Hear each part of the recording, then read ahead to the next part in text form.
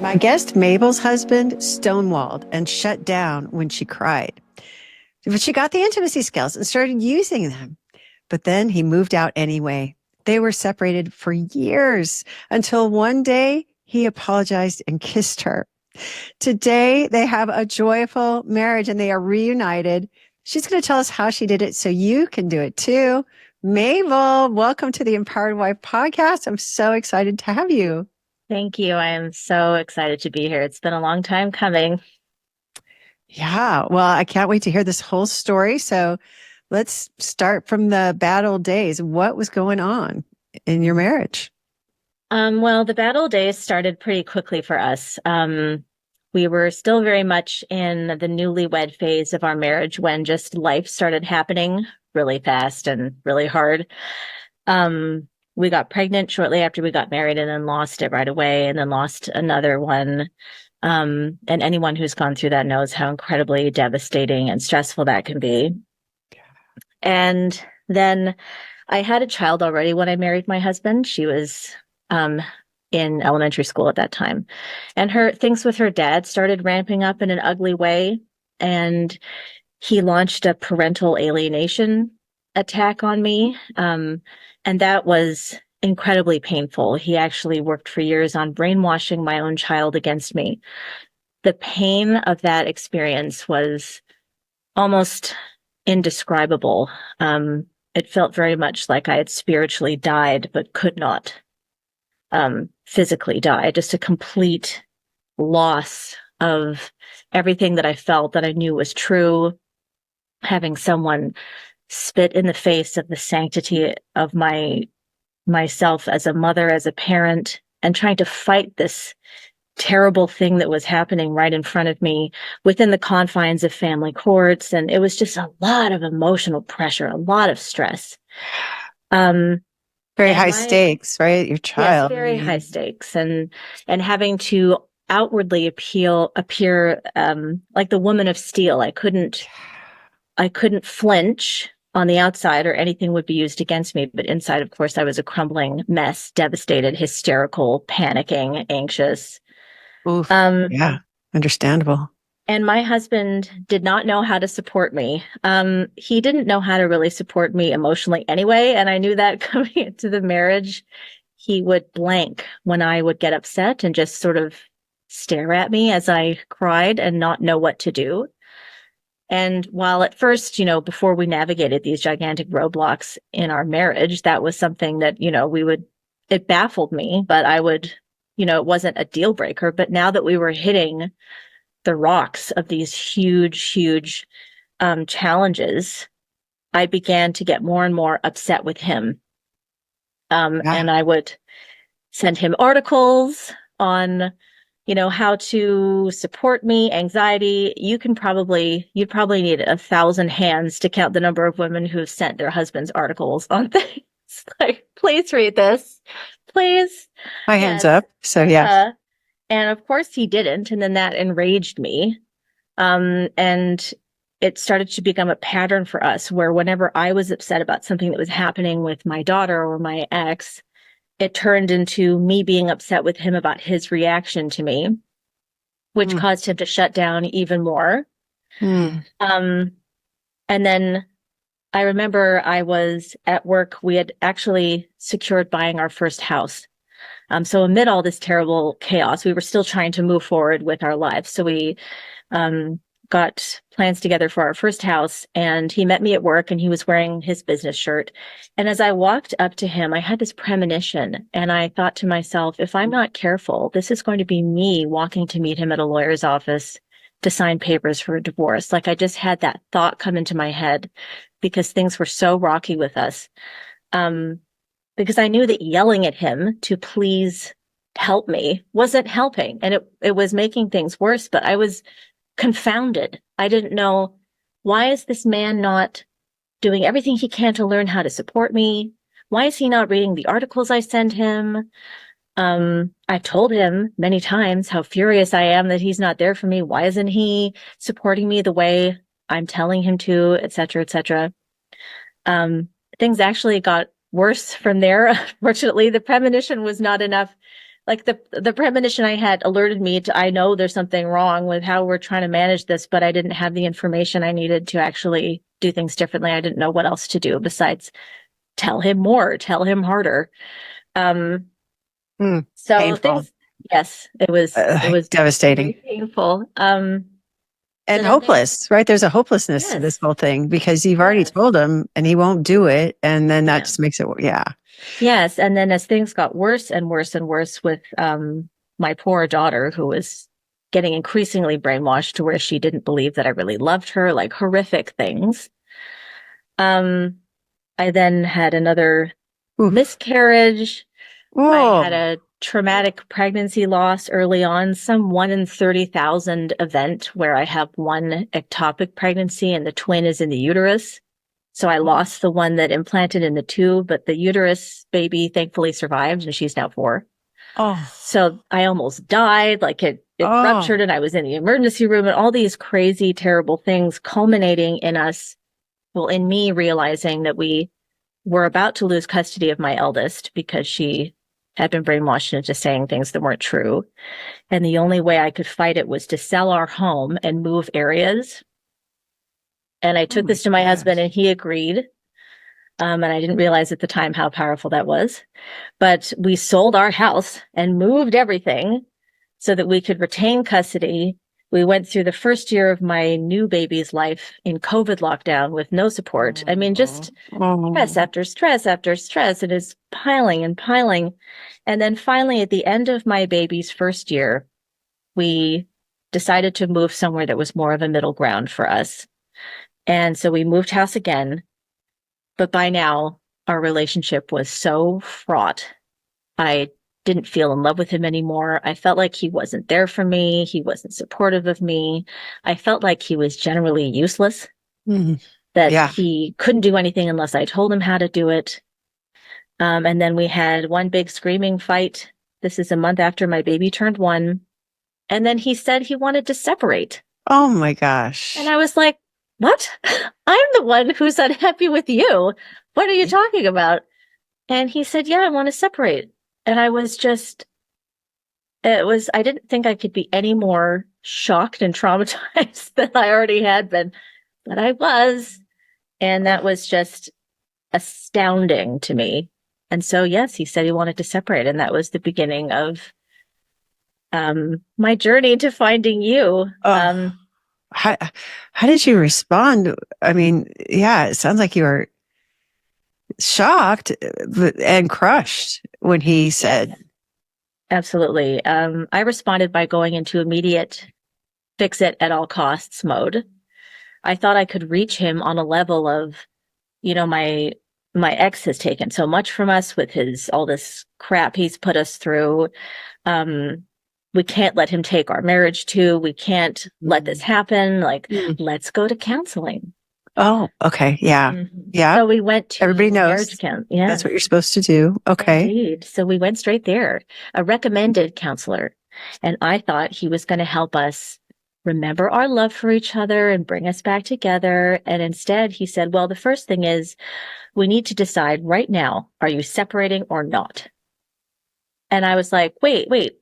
I thought, and my husband said, separating, definitely. Oh my He's like, okay, well, now I'm going to gosh. help you work through it. I was like, what? Oh my So gosh. he, to me, drove us further apart because my husband was clearly sort of waffly a bit on the fence. And Yeah. the marriage counselor effectively drove a stake right into the heart Oh of my that. gosh. I hate your marriage counselor. So do I. All right. I told my friend who recommended him, and she's like, "Oh, sorry." I'm like, "Yeah, he wasn't Wow. great." So we stopped that, and then I tried all the cliche things like I thought we just need to get to know each other again. So I made a Spotify playlist of all my favorite songs. I'm like, here, will you listen to this? And you'll see who I am as a person. I'm not this angry, critical person. I'm this. But of course, he wasn't really interested in that. And I dyed my hair super blonde and tried to look super cute and would be trying to flirt with him, trying to plan a date night. I'm like, we just need date nights. Let's do this. And, he went out to dinner with me the first time. And I could see that he was still sort of waffling because he like held my hand at one point, but then he pulled it away. But Oh. none of these strategies were working. They were just futile attempts. And I could see that he still loved me, but not enough to not want to separate somehow. Mm. So that Wow. is when I started Googling. Ouch. Yeah. Yeah. Okay. And Good. that's when Good. I found an article from someone who had found your skills and had completely turned her marriage around. And I read it and I was astounded again, thinking, is this really possible? You know, this is a man who's told me he doesn't want to be with me anymore. He wants to separate. It's over. And nothing I'm saying or doing is possibly going to fix it. And yet here was this evidence that there was another way. So I dove Okay. in. So a little flash of hope Yes. from this article. Okay. Yeah. All right. So then what happened? I dove straight in, Laura. I downloaded The Empowered Wife, and listened to it as an audiobook. And at this point, he hadn't moved out. We were just broken up. So I was at home with my baby who had just turned 1. So I listened to it on repeat, on repeat, on repeat. And I listened to your podcast on repeat. Every moment of the day that I was doing anything, I had the podcast on or the audiobook on, and I was just soaking it all in, just learn, learn, learn, learn. Yeah, And that's how I got started. he's still in the house. You guys are Yes. broken up, so you're like sleeping in separate bedrooms and Yeah. awkward roommates, like not talking kind of thing, or Yes, he completely shut down after that. okay. It was like a different person to the man I had married. So here's this sad side of me, like with my new bright blonde hair and my new trying to, even sending him like cute photos and stuff. And there's him like straight faced, Oh, just going about his day, just speaking to me really abruptly. Just watching him devastating. light up for our baby and then look at me and like, Oh, and then I'm like, oh my gosh. Yeah. So Terrible. Yeah. you're crying a lot at this Yes. point. Yeah. Oh, it sounds hard. So when I started with your skills, learning them through the book and then reinforcing them with stories through the podcast, I guess I want to preface this by saying I hope I can be an example to every woman who feels like she's not quite getting it right, or it's not coming to her right away, or she needs lots of practice, because I had to practice before I got this right for years. So he actually stayed in the house for 8 months. And that's how I knew that the skills were working, because all his family and friends, very irritatingly, despite pledging that they would support our marriage, during the wedding ceremony, were quick to take his side and say, oh, well, it didn't work out. The entire group of friends that we had that I thought I was a part of just completely vanished. Nobody was telling him to sort it out. Everyone was saying, yep, you're right. You've been unhappy for years. You should go. But yet he didn't leave. So the first skill that I started with when I was listening to your book, and you talk about making a list of things that delight you. I think you said 20 things. I had no idea. I thought, what delights me now? Like, what do I love? I couldn't think of anything, Laura. I had scarves on that list. I had scented candles. Okay. Scarves. Like, I like wearing scarves. Okay. I like scented candles. I had no idea where to start about anything I even liked, because I'd been through so much. It had been so long since I had thought about self-care beyond like taking fitness walks, and taking baths, which I don't really like anyway, but I would try to make myself, or like try to go to a yoga class because someone else said that was a good idea. I had never in so long thought about what makes me me. What do I love? What brings me joy? And so I literally had scarves on my list of things that delight me. Oh, and hot baths, which aren't your thing. Like everyone knows, hot baths is that equals self-care. So let's just throw it on there to improve our score or something. Yes, yeah. Okay. Exactly. Self-care is hot baths and yoga. Not for me. It's not. Not for you. Okay. No. Not for you. All right. So I found just little things like my daughter, my eldest, was now a teenager. and she was watching Vampire Diaries. So I decided to start watching Vampire Diaries to see what she was watching. And then because I was home with the baby, I would watch during the nap, and it became my me time, and I would make a little cup of coffee and dip a cookie in it. And that's how I started finding things that actually made me feel happy during the day. And that was crucial. That being, self-care being the number one skill is absolutely, it, deserves its place at the top, because without that, you don't have a reserve. You don't have any joy or patience to draw from. And that was incredibly important. So watching Vampire Diaries and having that hot cuppa with a cookie to dip, that was Yep. starting to put a spark of joy back into your Exactly. eyes. Okay. And then I started thinking hard about the past several years and all the ways I was sure he hadn't been supporting me, that he had just abandoned me emotionally.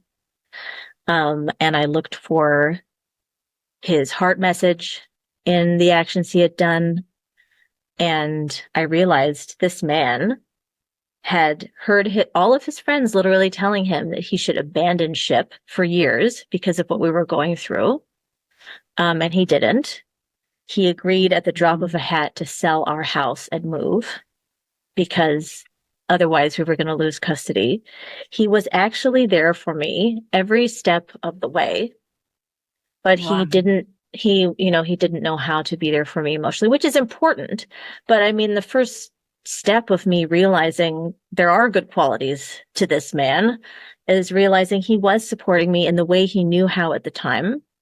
And anybody yelling at you to do a certain thing is really not going to inspire wanting to do that thing.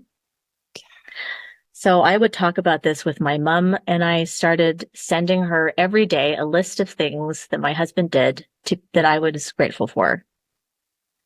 Just every day I would share them. Send them to your mom instead of sending them to him. Okay. Yeah. Okay. I would thank him a lot. I would, express my gratitude out loud, but it got to the point where I was a little too effusive, and just like a little bit fawning, and I didn't want to be like that. So I would try to set myself up mentally by remembering those things I was grateful for and share them with my mother, which also helped because she wasn't very impressed with him. I mean, my whole family was like, "What do you mean he wants to separate after everything you've been through?" So she and I finding those things about him that were good together was helpful for both of us, probably. So your family wasn't standing for your marriage much either when he No, they were when he wanted to separate. They're like, they're like, great, get a lawyer. Oh, wow.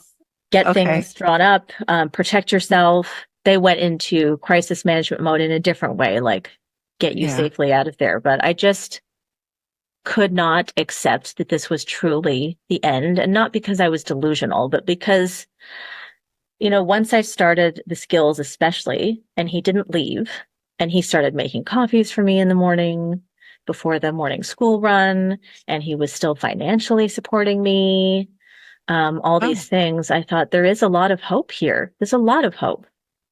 Okay, so your mom had been hearing for years, like he doesn't support me emotionally, like she'd heard all the complaints. Yeah. So she wasn't much in his corner either. But then and now I mean, of course, I love the evidence you're pointing to, like financially supporting you, not moving out, making your beverages in the morning. Yeah. But these are pretty, like you could say, ordinary things, small things, right? You're having to really dig deep to find things that you appreciate. But you were telling these to your mom, and that was changing your heart and changing your mom's heart. Yes. Yeah. And you talk a lot about having that supportive community of women and having people around you who will help you stand for your marriage. And it's absolutely true. You can't do this by yourself, because it's not only is it so counter to not all the, but most of the advice you get when you're going through relationship troubles. People are always like, get out then. And there's not a lot of voices saying, work on it. You have something worth salvaging. So it's important to have that support. Absolutely. And I joined your free Facebook group.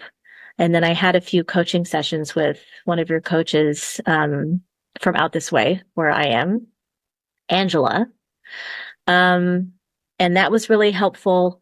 And then we continued along for those 8 months. But there was a key part of the skills that I couldn't get right. And I don't, I'm not going to blame myself for the fact that he eventually did move out, but I know that I was partly doing the skills wrong. And I will tell you what I did wrong. Let's hear about that.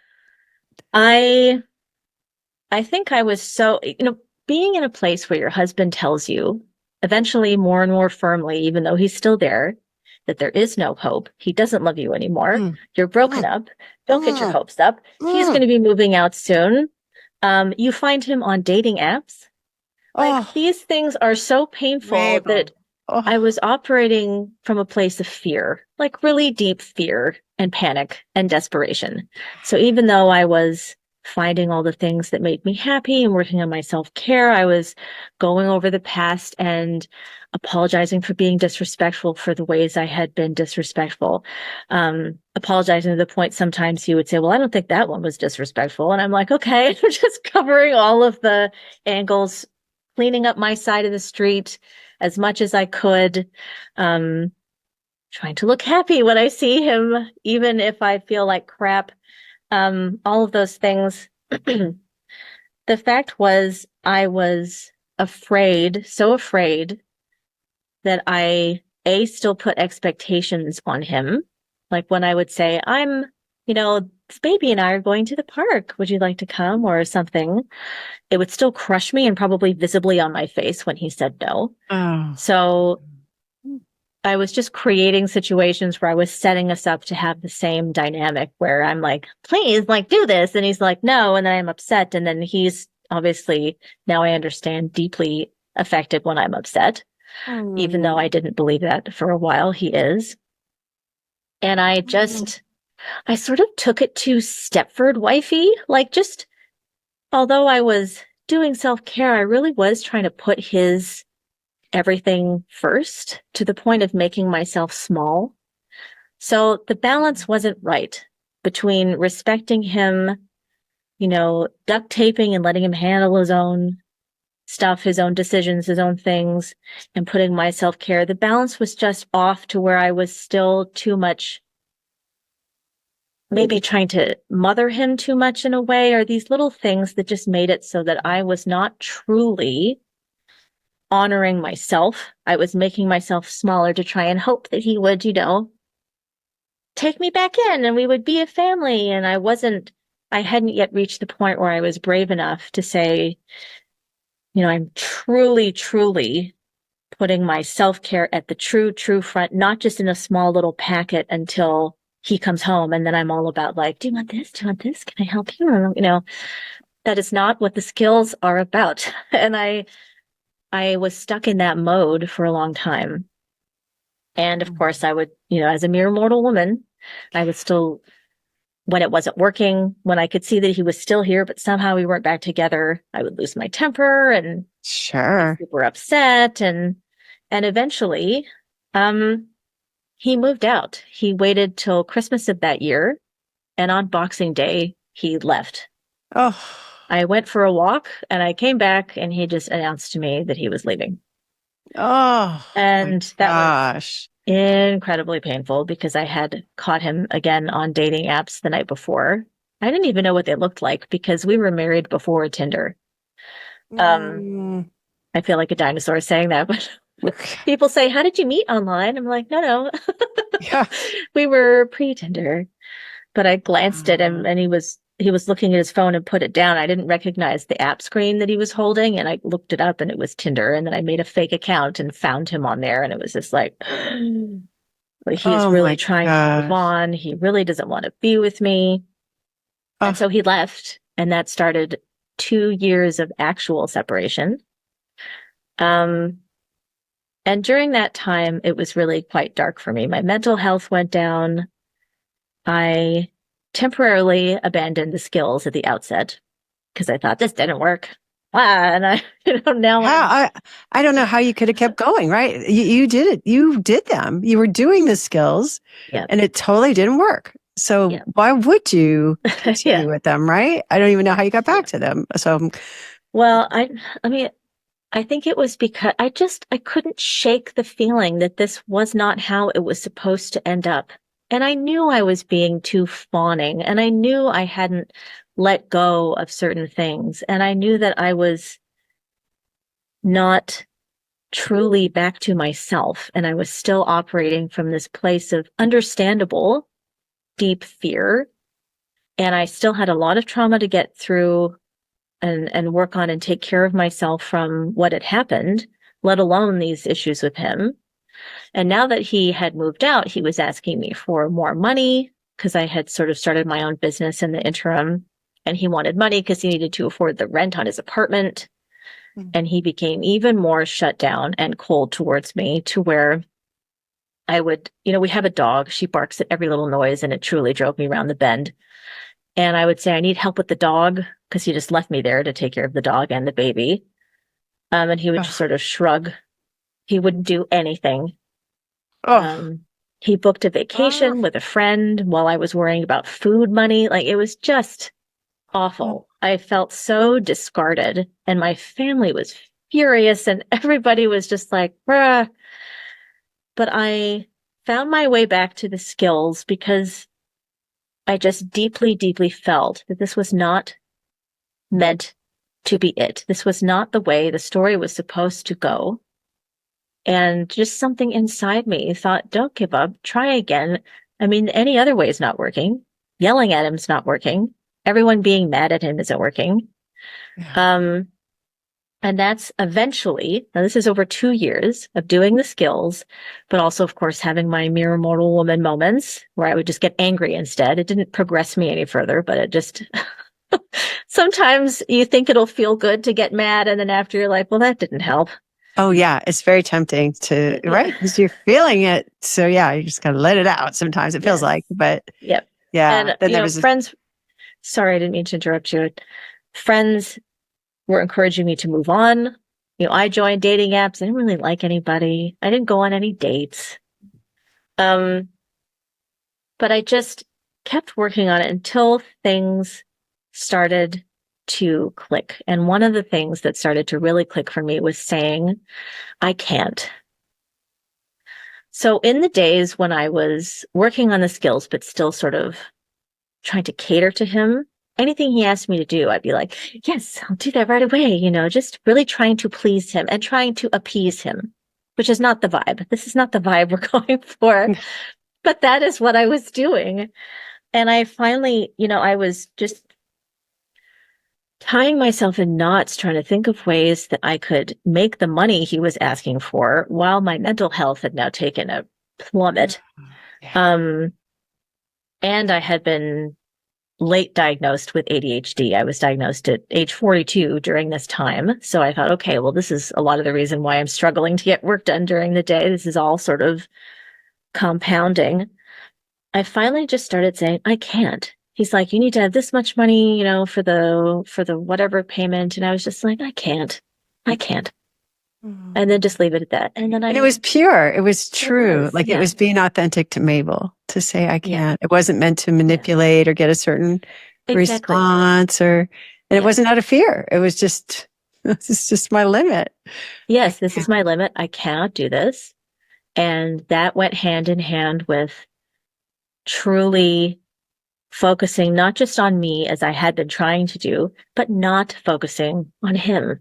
So taking him out of the constant churn in my head, not thinking about what he needs, not thinking about what he's doing. We're truly now just thinking about me. I mean, what other alternative did I have? I had already spent 8 months thinking about me, but also really thinking about him, trying to accommodate him and appease him. And now that he was gone and I was there and he wasn't listening to my pleas for help with the dog or whatever, I truly had to set those lines in place and go, look, this is now about me because I am not coping and I'm sliding down a slope and I need to climb back out again. So I had done things during those first 8 months, like I formed a book club so that I would get out and talk to people, and I joined a kickball team.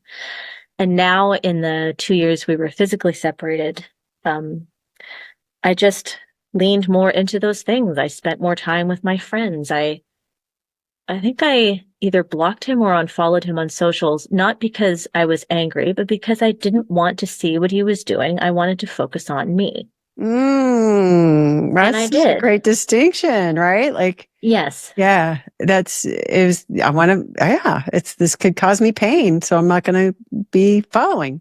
I love Yes. that. And that needless emotional turmoil.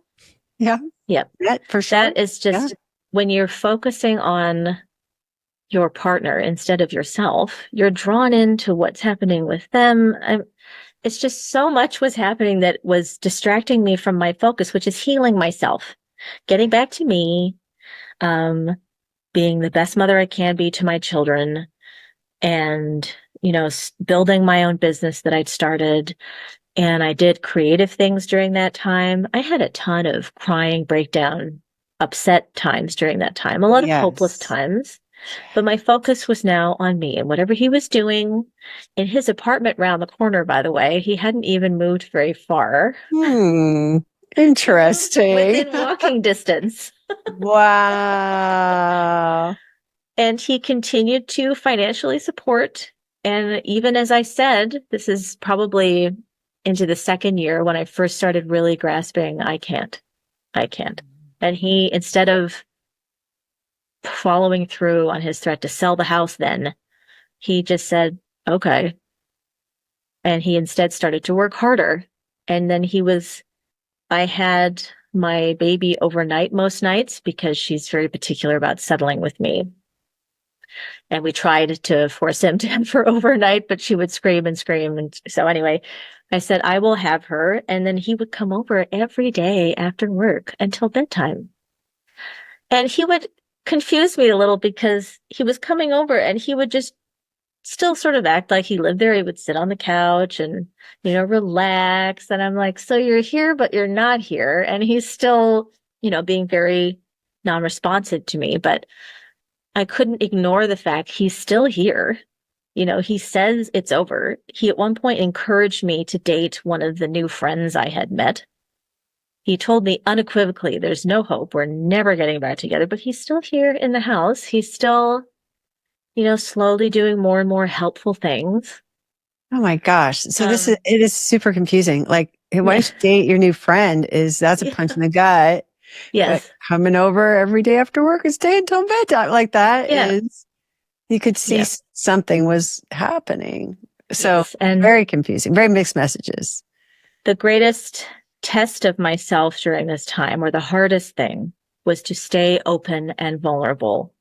So to stay open to him, because not just the advice of everyone saying, that's it, cut it off, move on, but it's hard. It's very hard to stay open to someone who has been treating you so coldly for now coming up 3 years at this point.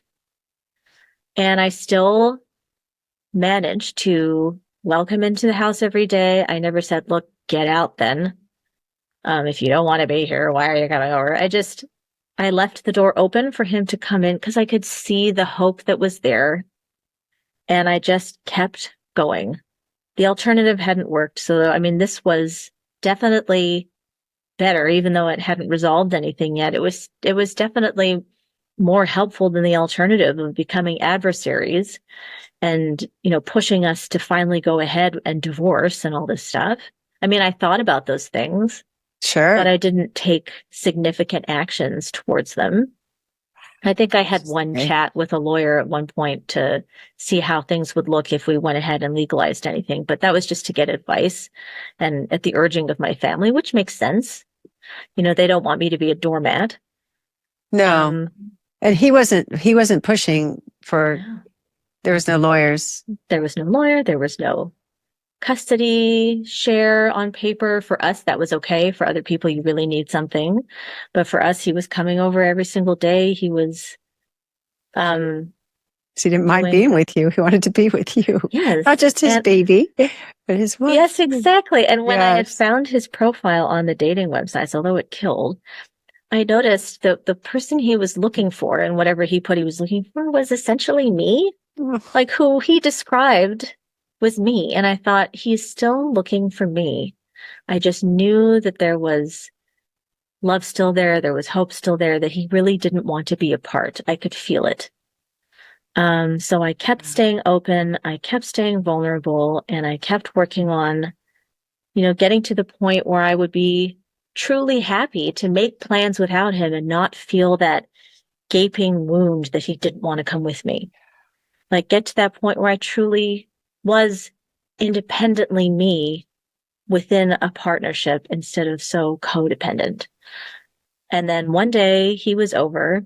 Now, this is kind of cheeky, but one of the things I would do is, if I was getting undressed, like getting changed, I wouldn't necessarily turn away, even though we were separated. Yeah. I had listened to a lot of your podcasts, and some of the ladies had pulled out some of the same trick. Like, And this was not so to naked. Okay. Yeah. Yes, this is Yeah. not to seduce him in that moment. It was just, I don't know. I was just staying. It was part of my staying open. And it's not like he looked every time. He's not the kind of guy who openly ogles or anything like that anyway. But it just made it clear that I was still behaving as his wife. I love it. It's vulnerable. That was Yeah. vulnerable. Yeah. And so one day he was over. He was just hanging out upstairs in the bedroom with us. And I was with my daughter on the bed, and we were snuggling and laughing. And he was just sort of watching us from the doorway. And then he just came around, climbed onto the bed with us, and kissed me and said, "I'm sorry for everything." Oh my gosh. And I was like, oh gosh.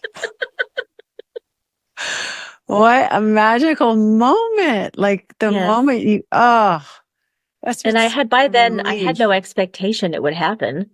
I had actually not given up. I was still doing the skills, but I certainly wasn't watching every move he made anymore to see if he still felt. I mean, I was truly focused on myself in my world, doing my thing.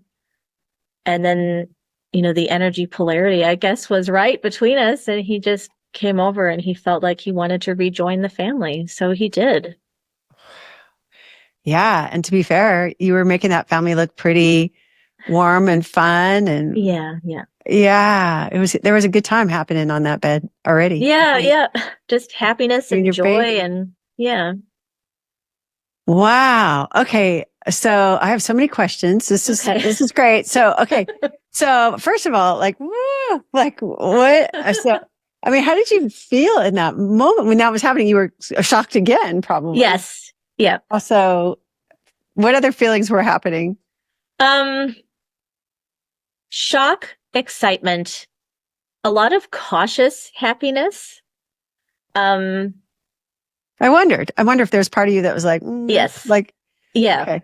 I have to say that after that, things did not get to their fantastic state that it is now right away. I had a lot of happily ever after the end at that point. Yes, it wasn't like that, even though probably for the first few days I was sort of looking at him like, is this really happening? Like, and then I started to just feel all this pent up anger that I had of like, why did he do this to me for 3 years? And I unleashed it a few times. It got me nowhere, that's for sure. Yeah, but as a mere mortal woman, yes, kind of had this inner rage. Yeah. Yeah. And your defenses are down in a way, in a kind of a weird way, probably, now that he's... Yes. Now that he's back, I felt secure enough to be able to unleash on him. And it definitely did not help. We did not go from strength to strength right away. We had an adjustment period where I was mad. My family and friends were suspicious. It was just suspicious. Yes, like, why is he doing this? What does he want? Like, they just fully were not on board with what I was doing to begin with. And then when it actually worked, they were suspicious as to why. Like, is he manipulating you? And I knew he wasn't doing that, but let's say it wasn't met with support either. It had been a long time. It had been 3 years. Neither of us had moved on in that time. Neither of us had dated other people. But yeah, it was just, it was not an easy transition. And he sort of admittedly came back into it going, well, we seem to be getting along better now, so I'll come back. And I thought, he hasn't done any work to change anything about what he was doing. I just fell back into just all the negativity that I guess I hadn't really fully processed. Some of it I had squished down versus working through it, and then it all came back up again. So there was a gift in being separated because that really brought you to your own paper. It really brought you to yourself. Like you had the gift of the desperation and but really a solitary situation that brought your focus to you. And then, I mean, of course, you're overjoyed that he wants to, that he kisses you and wants you to move back. But that situation you haven't navigated that situation with the skills yet. And so there's like there's a new journey ahead.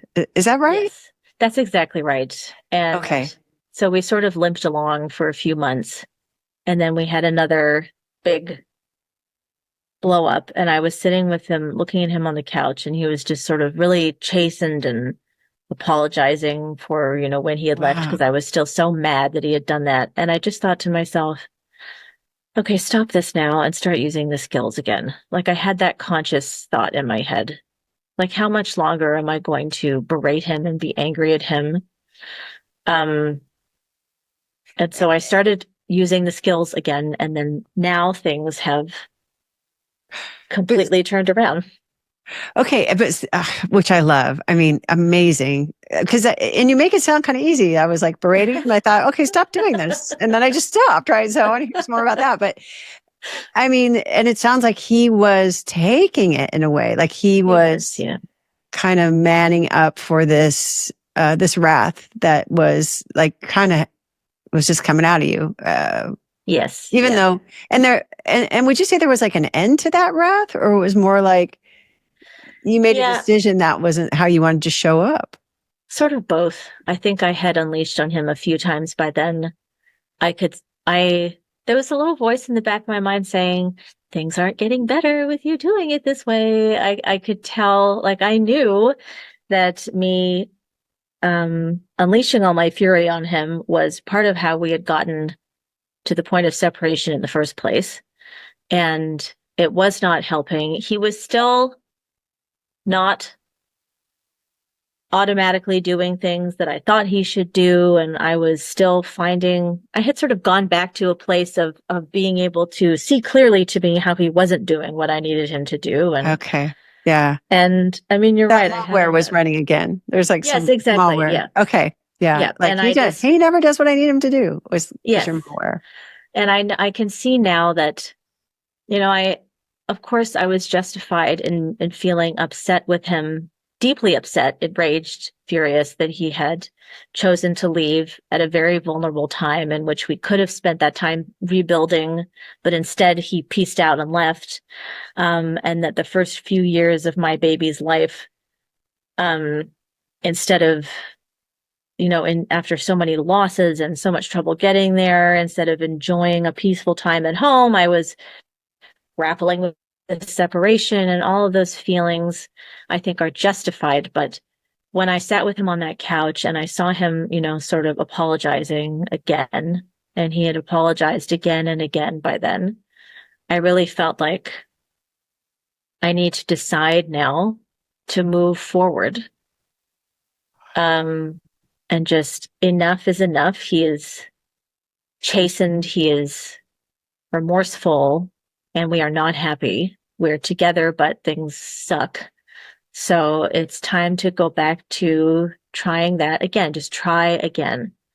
I mean, your message must have really resonated with me, Laura, because time and time again, after I would have these mere mortal woman moments, this voice would just be like, try again, just try again. So I did. Going back into it again, now that he was back, one of the first things that helped in my new phase was duct tape. Just, if I just over the mouth from feeling critical to wanting to, but you know what? If I'm feeling critical, do I really have to say something, or can I just zip and walk away? If he's having stress at work, this is not on my paper, so I'm supportive of him. If he needs to go have a lie down or whatever, okay. But I'm not going to be like, what's wrong? What's wrong? What's wrong? What's wrong? And trying to fix it for him. His therapist or his life Yes, coach. exactly. Yeah. And, that helped immediately. The self-care thing I just kept at the forefront. And now it feels deeply true. I'm not practicing self-care as a means to make myself more desirable to him consciously. I'm practicing self-care and doing my things that make me happy because I have my own goals in life and I'm doing what I want to do for me.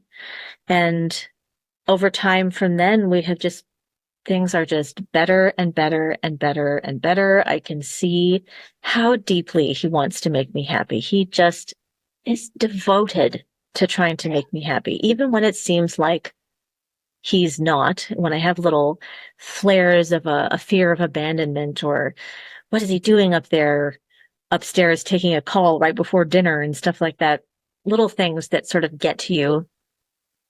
It always turns up that he's doing something for me, or that or I remember he's working hard to provide for our family. And I am not from the country where I live now, and I wanted to go home and see my family. And it had been 7 years since we had been back. This was over Christmas. And I just started expressing that desire out loud. Like, I really want to go. I really want to go for Christmas. I wish we could go for Christmas. And we didn't have the money to do that. With my eldest included, 4 people flying, it's like $10,000. Oh, Now, how do you find a spare 10 grand just sitting around? And he just took that on board and said, yep, I've worked on this, this, and this. I've cleared space on the credit cards. Just book it. So he just moved heaven and earth, to make that happen. It just wow. made it happen. One of the funnier moments from this trip was we rented a car when we got there. And where we were going back to was super cold. It was the winter, and we had to rent a car. And where we live now, it's summer during the winter, so it's upside down. So he rented a car, and he is from this country here where it's, hot at the moment. And so he rented a car, and he knows. Well, I'll actually just say what I thought first, and then I'll come to what I realized about what he had done.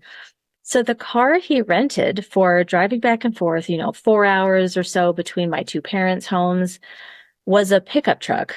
And this is the middle of North American winter. And he got a pickup truck, and we had like 4 large suitcases plus other luggage. And it's the middle of winter. It snows. And he, of course, didn't factor any of this in. He just rented a pickup truck. And I was like, oh, okay. How are we going to fit everything? And it's just not a hugely practical choice for traveling in the deep winter.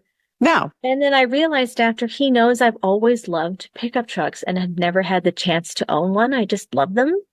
Oh. And so he actually was making my dream come true. Like, Oh he jumped my at the chance. When he saw a pickup truck, he rented it right away. And then I just got to watch him do his solutions finding thing whenever we were traveling. I never said a word about the luggage or how we were going to fit it. And, my family really rewarmed to him during this trip. And they were out there, in the snow, helping him rope tarps over the top of our luggage in the bed of the pickup truck. And, and it was just truly miraculous to see it from the perspective of understanding what he is trying to do and how deeply devoted he is to me, to know that he rented this because I love trucks. And then we just made it work. And how awful it would have been to have gone like, oh my God, why did you rent a pickup truck in the middle of winter? Like, it's so impractical. Like, all of our stuff's going to get snowed on, and weather and salt flying up from the road. And why would you do this? To make your dreams come true. Yes, exactly. Wow. So the new Mabel was able to really receive that graciously and not find fault. And he obviously went to a lot more work and trouble having to tarp all the luggage. And it sounds like he didn't mind. He was fine with that, as long as you could have something that would delight you. Yeah, exactly. And it took so much extra time packing the car. And he just went out and did it. Now, earlier you were talking about saying, like, I would do you want to go with us to the park? Or I'm going to go to the park. I forget how you said it. Anyway, and Yeah. him not, and you being really crushed. But Yeah. with this trip to see your family, you were like, I would love to go home for Christmas. I'd love to see my family for Christmas. I wish we could go for Christmas. Yeah. And he made it all happen. So what was the difference, you think? Was it, what's the difference?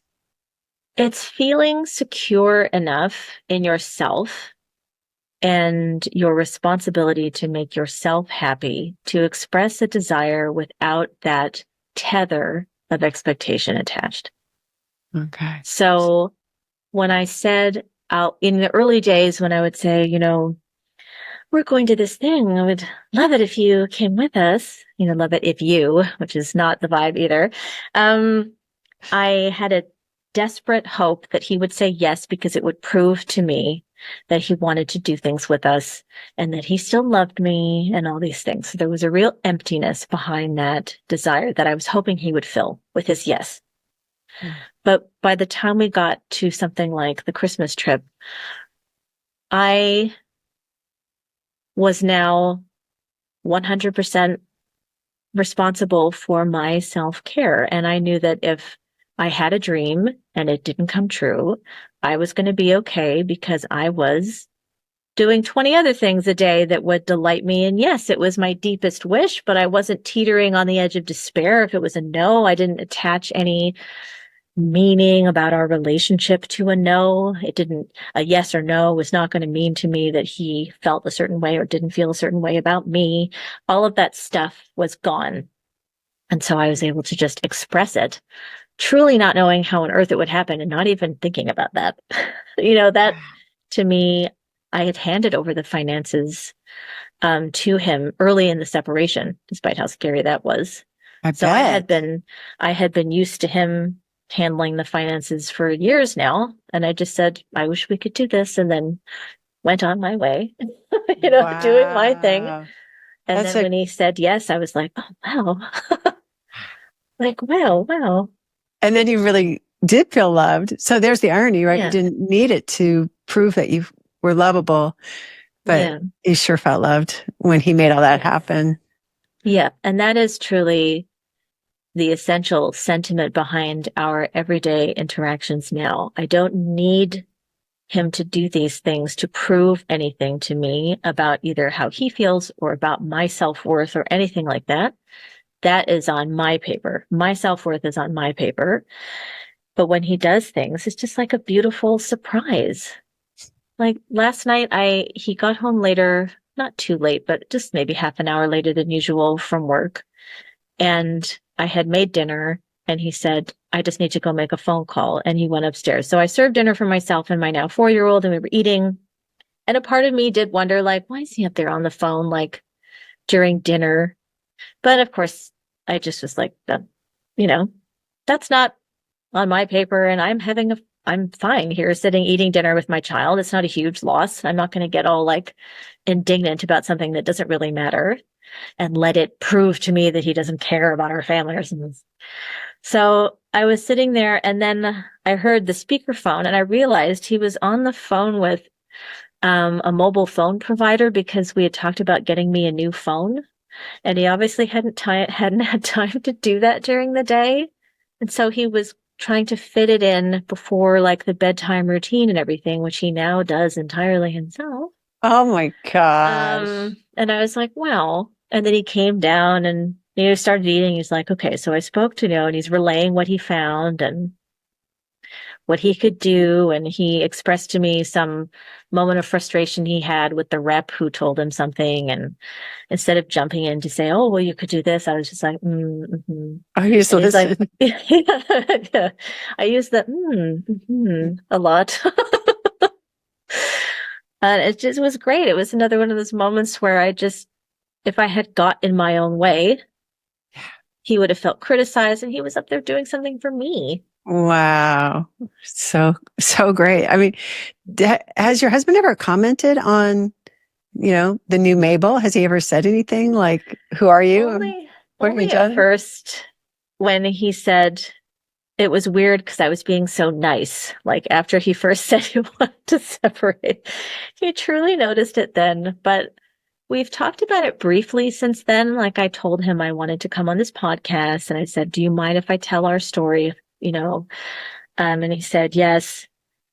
And I talked about, this method like really turned our relationship around. He's like, oh, like he had no idea.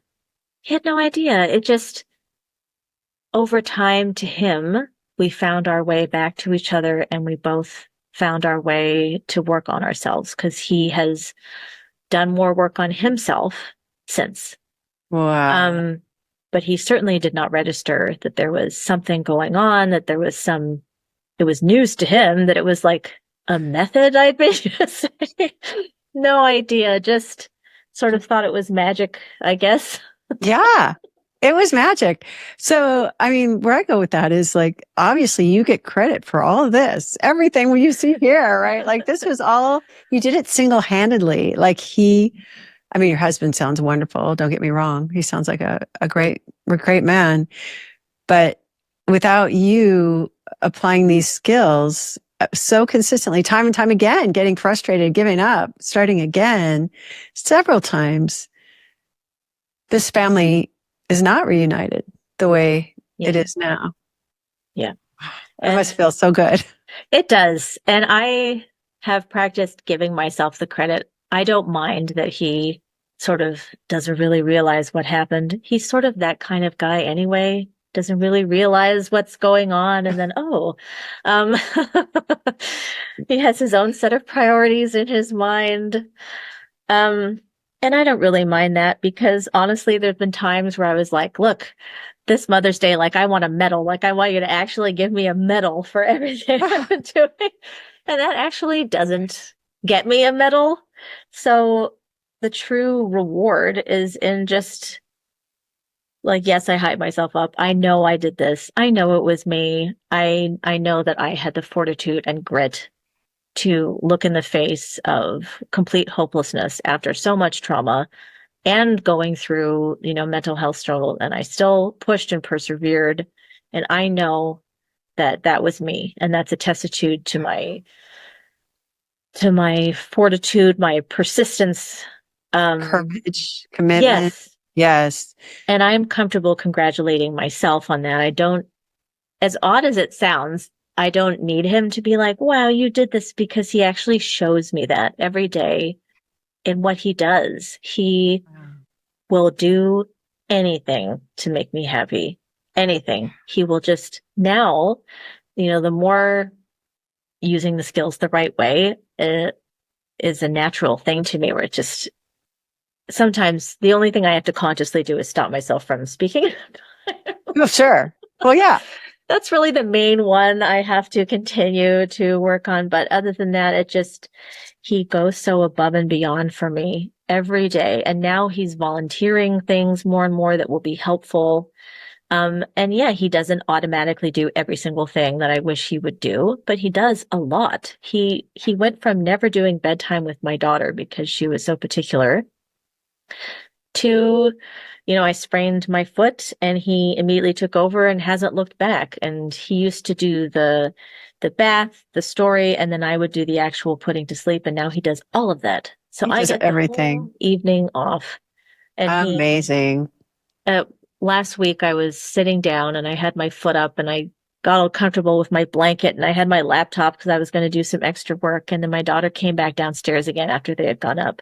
And she was looking for something and asking me to find it. And I heard him come down the stairs after her. He's like, no, I'll get it. Mama won't want to get up now. And I'll get it for you. Like, I was like, oh, thanks. Sweet. Like, I literally don't have to lift a finger if I don't want to. And I'm not taking advantage of it, but it's just the way he cares and the reward and turning all this around goes beyond the lip service he might give me and acknowledging it was me, and just is played out in the way that he lives to make me happy.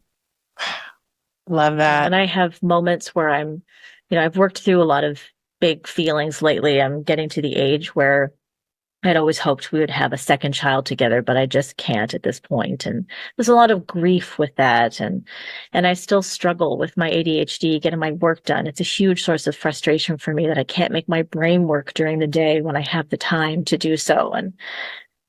And I just am open with him. Sometimes he comes in the door and we say hello, and then I start crying about something that I've been feeling. And now he knows he doesn't have to solve it for me. He just says, "Do you want a hug?" or gives me a hug and just Wow. holds me and I cry. And then he's like, "I know." And This is the guy that you were so mad he couldn't yes, emotionally support you when you yes, were. exactly. This is the guy people would say, "Wow, he must be your rock." And I would think, no, he's not. He doesn't support me at all. This is the And same man we're talking about. yeah, yes. And now that he lives in an environment, like, not that this is entirely me at all, but now I've cleaned up my side of the street and he lives in an environment where he's not criticized a lot and he's not blamed for the things that I'm unable to cope with. Well He is said. now feels safer offering what he can, what he does know how to do, which is give a hug, listen. Which is awesome, right? Like Yeah, that's like, which is all I wanted from him in the first yeah, place. yeah, yeah. And to his credit, he has worked on his own. He has gone to see a therapist a few times to work on himself and talk about his work stress with the therapist instead of bringing it home. And so there's just a whole atmosphere of everybody being on their own paper, but supporting each other, which is just, it's fantastic, truly. It sounds fantastic. I mean, I'm amazed at what you've created here Thank because you. that's exactly the opposite of, the situation you were describing at the beginning. So one question I have for you too is, so one of the questions I think a lot of women arrive on our campus and they say, when am I going to get to tell him how much he hurt me? Mm-hmm. And you shared quite a bit about doing that after he came back, like after you felt safe enough, Yeah. you weren't going to lose him again. Mm-hmm. And, so I just wonder if you could speak to that. Like, was it worth the price of admission? I know you stopped yourself after a while, but, was that like a necessary part of the journey? I think expressing how you feel is always your right. And you can talk about your feelings and emotions and how much someone hurt you. But there are definitely two ways to do that. One is the way I do now, which is being vulnerable and expressing my pain. The other is, as my mom would say, kicking someone with a hobnailed boot. That's like a really old expression. The other way is berating someone. And that's probably the first instinct because it's a very natural emotion. You're protecting yourself, you're defensive, you're fighting back against your enemy in that moment. And depending on what emotional toolkit you have from your own childhood and your own experiences, that may be your go-to strategy. It definitely was mine. Mm-hmm. So Mine too. telling him how I feel equated to making sure he knew how much he hurt me in a way that I was unleashing. And the irony in feeling secure enough to do this is that it would not have been long before chinks in our armor would have started to appear, even after, in the last year when I was still doing that, because he started to feel more uncertain. He asked me at one point, like, "Is this still working?" And then I was like, "Don't you dare say that to me after all the time we've, been apart. Don't bring that up."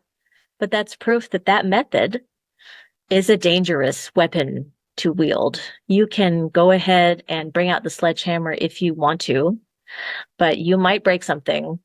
Mm. And so the other option, it takes a lot of strength and fortitude. But if you can express yourself in a way where you say, "I felt so much pain and I was, and you can be upset, but it's not bludgeoning him over the head with it. It's saying, "This is how I felt."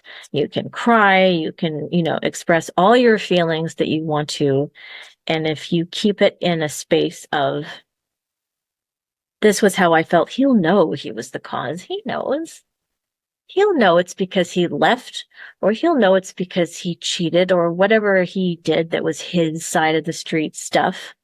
You don't have to say, because if you're able to get to the point where you can express your feelings without launching it onto him and making sure he feels the weight, he already knows. And my experience is that him seeing me express that will not take away his feeling of wanting to comfort me if I do it in a way that is vulnerable. We just had that happen last night. One of those, the example, sometimes he comes home from work and I start crying. Literally, that's because that's what happened last night.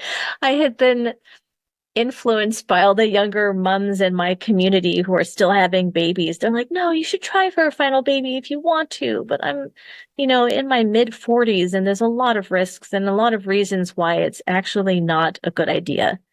And I had actually gone as far as posting on Reddit to ask other people's opinions, and they were all like, no, do not do it. And I was just going through the feelings of grief.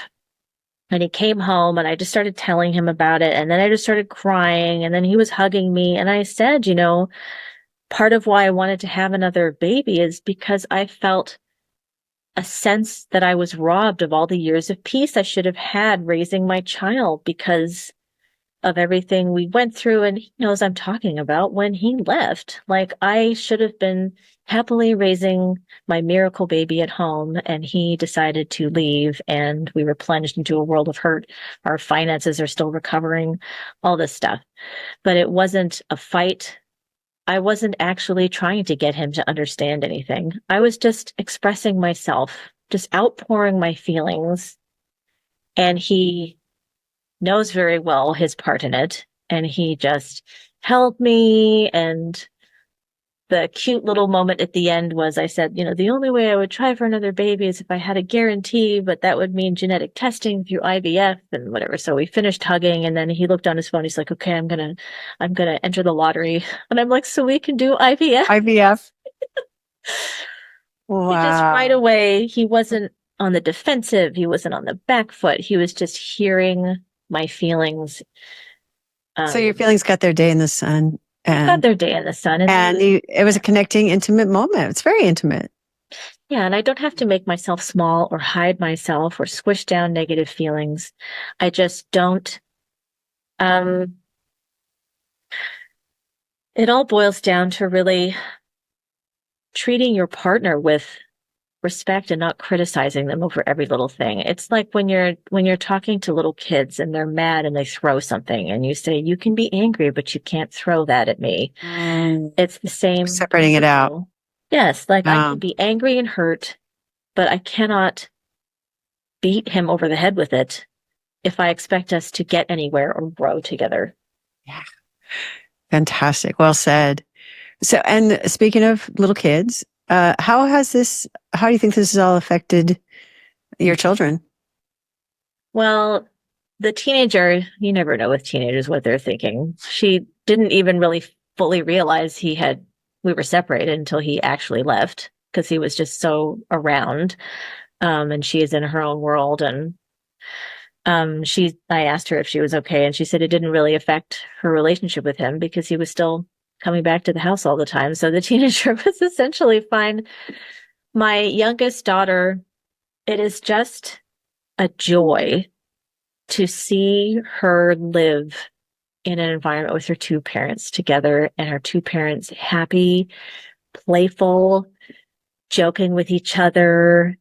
Affectionate. Yes, just she can run to us and we both pick her up at the same time, and we're both kissing her cheek. And this is something I didn't have growing up, and neither did he. And it just feels like a really magical thing to know that she is being raised in such a happy home, that she will never know the discord and pain of divorce. I mean, she knew the separation. She just knew that daddy had his own house, and then daddy moved back in with us. And it's sort of, she was ages 2 and 3 when that happened. It's a little bit just like hazy for her, and she doesn't really understand what happened. And now she never needs to. Now she never does, because all she's going to know is happy family, which must feel so amazing to be able to give her as her mama. So that's great. So what is your advice for somebody who is where you were, where he's saying, I'm moving out? and I'm going on dating sites. It's over. There's no chance. And she wants what you have now, where you are, he's taking you on dream trips home to see your family and dream pickups, putting the baby down, doing the whole bedtime ritual every night, just because it makes you happy, supporting you emotionally. She wants all this that you've created. She wants all that back. But he's right at like, it's over. There's no chance. Yeah. What do you suggest?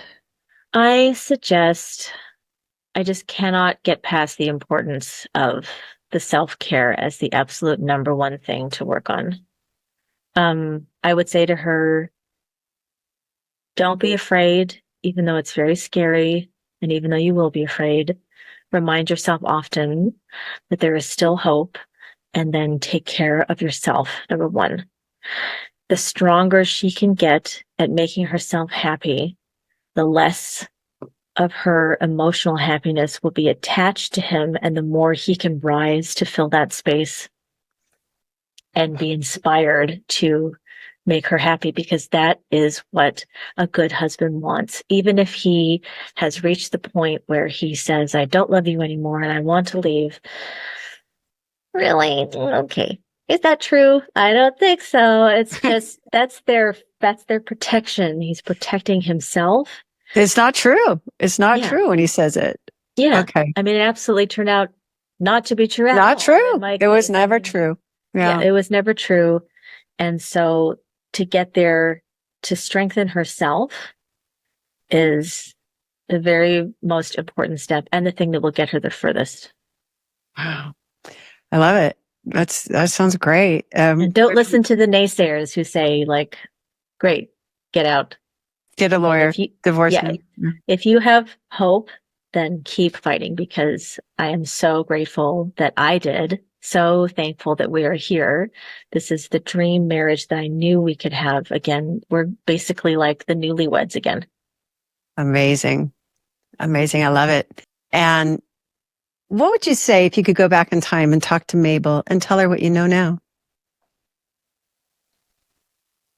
Oh, I feel so much sympathy for past me, knowing how hard I was trying to keep him. I would give her the same advice that I would give to other women. And I have had other friends who go like, what did you do? Like, how did you do this? And then I tell them about your book. And I have a few friends listening to it right now on the audio book and going, wow. I would tell past me just to try to get off his paper faster. That is probably the thing that I could have done that would have helped myself and the relationship the most, is to get off his paper. That just took me a long time to get to do. And that has to do with my own set of emotional tools that I brought from my past and my ability to, handle conflict, and what I learned as a child about how adults interact. All those things. I had to get to that point where I learned how to be on my own paper, happily so. But that is what I would say to past me. Just, work, make yourself happy, and everything will be okay. It's that fear that makes it. The fear is so scary. It's so scary going, wow, he is out. He has discarded me. He's looking for someone else. There's no hope, he's telling me. That fear is such a powerful driver of bad decisions. And when you can somehow find the fortitude to have confidence in what you're doing and let go of that fear, then you can really start to build momentum. And I can't help but hear this new or greater confidence on you, Mabel, than what you had before, it sounds like. Is that fair to say? Yeah, I was just reflecting on that the other day for some reason. I think it's because I have some friends who are 10 years younger than me, in their early 30s. And I have grown in confidence. I'm not sure that I believe in people saying what doesn't kill you makes you stronger, because I think that being traumatized is a valid thing. It's not always like you're going to come sailing through with a cape on. Like, you have things to recover from sometimes. But I am much more much more confident. I'm wiser. I feel more grounded. I don't feel afraid anymore. And that only improves both my life and my relationship, because then he is looking at me going, how can I make her even happier? And he's rising to that. He's responding to that. It's another cute story. We went through a cheeky drive-through at McDonald's the other day because we had just done a very long play date. Actually, I had gone to a friend's house for a play date, and then he offered to join us later, and I didn't even ask him to, but he came, and then we all had a great time. We were at the beach, and on the way home, my daughter fell asleep, and so we decided to go through the drive-through and just have a little mini date. And I like McDonald's sundaes with strawberry and chocolate on them. And in the past, if anything ever happened with my order that got it wrong, I would be really, really upset. I think I just took it as proof. I don't know. I had a lot of internal voids that I would fill with external things like, he got my order right. It must mean that he really cares. That if he didn't get it right or forgot, it means that he's an absolute waste of space and useless and doesn't love me. So we went to the drive-through, and when we got my sundae, he's like, is there only like strawberry on it? And I'm like, oh no, I can't tell. And I just honestly wasn't bothered. And in the past, I would have felt like probably hyper about it, but I was looking through and I'm like, oh no, you know what? It's fine if there isn't. I'm fine with it.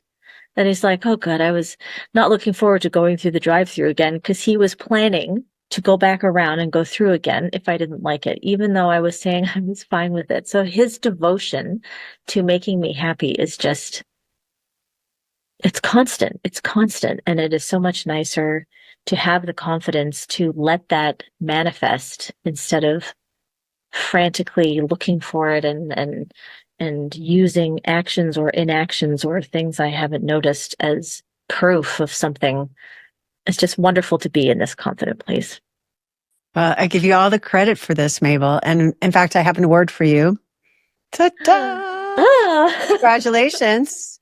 You have won the Best Wife Award. Thank you. I knew I should have asked for a trophy, but I asked for a medal. This is easy. You asked for a medal. This is your trophy. You are the best. Thank you. Yes, you're the best wife.